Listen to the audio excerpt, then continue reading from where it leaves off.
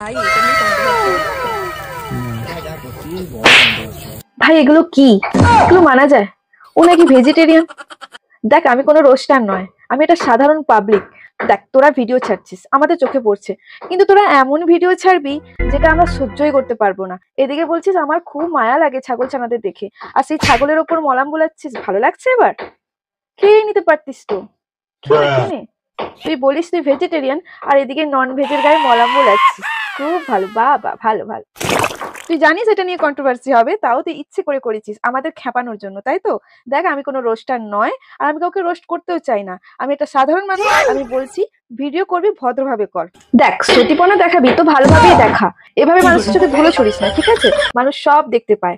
দেখ তোরা আমাদের ভিউজ দিয়ে তোরা বড় হচ্ছিস, কিন্তু আমাদেরকে তোরা ঠকাচ্ছিস। এটার কোনো মানে আছে ভাই? ব্যাপারটা কি হয়ে গেল বলতো? তুই হচ্ছে খাস ভেজ, আর তুই নন ভেজ খেয়ে মন্দিরে যাচ্ছিস। ব্যাপারটা এটাই হলো। একটু বোঝার চেষ্টা কর, তোর ভালোর জন্যই বলছি।